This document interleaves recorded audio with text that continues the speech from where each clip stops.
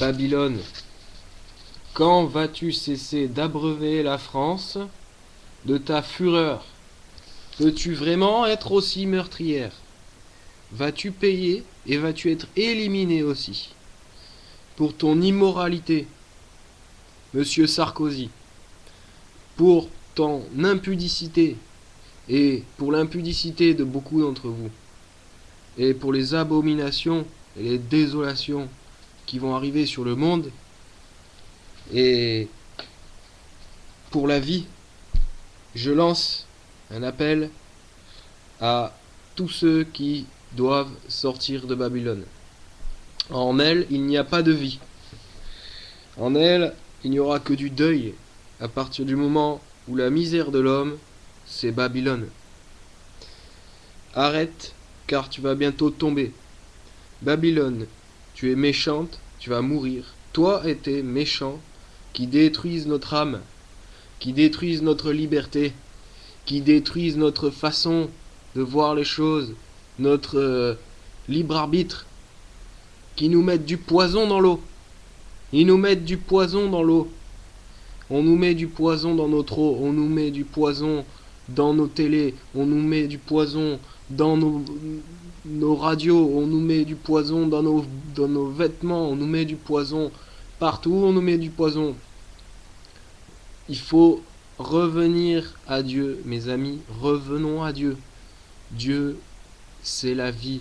La vie n'est pas issue de la corruption, la vie est issue de Dieu, de la foi en Jésus-Christ. Et il n'y a pas de sagesse en Babylone. Il n'y a que rébellion contre Dieu. C'est pour cela que tu vas payer pour le mal que tu as causé. L'Éternel Dieu ne changera pas ses plans contre toi, ne changera pas les plans contre les méchants, ne changera pas ses plans contre ceux qui abreuvent la France, qui abreuvent toutes les nations de cette impudicité et de son arrogance. Je dénonce l'arrogance de tous ces chefs politiques, Sarkozy, et de toute cette génération footballistique, hein, le football, l'arrogance, la compétition. Je dénonce tout ça. Je dénonce. Babylone, tu vas périr, car c'est la justice de Dieu qui te le rendra pour compte. Et je ne périrai pas avec toi. Notons que tu vas mourir. Alors toi, avec ton Parlement européen, avec tout ton argent, toutes tes pierres précieuses, tout ce que tu peux faire avec l'âme des hommes, tout ça, ça va être fini. Tu iras à ta perte. On en est revenu au temps, mes amis. On en est revenu au temps de la Bible. On en est revenu au temps. On n'en a jamais sorti. Mais on est revenu au temps des prophètes et de la prophétisation. La prophétie a dit que Babylone va mourir. Alors sortez de Babylone. Sortez de Babylone. Prenez vos armes contre elle et faites des pièges contre elle. Hein, voilà.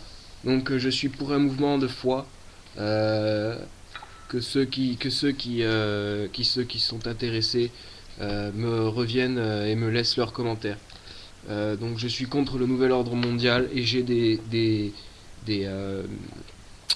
une réponse à ce nouvel ordre mondial qui est simple. Cette réponse, elle est que il existera toujours des gens qui ont la foi en le Seigneur Jésus, hein, qui combattront les démons et puis qui préféreront aller à la lumière plutôt qu'aux ténèbres. Alors je parle à tous ceux qui sont aveuglés par le diable et qui ne tiendra pas sa promesse comme il a pu vous faire croire, vous, les personnes qui sont encore aveuglées. Sortez des soirées, ne perdez pas vos temps, allez en soirée à boire, à fumer, à tout ça. Ne cédez pas à l'œuvre du diable. Ne cédez pas à l'œuvre du diable.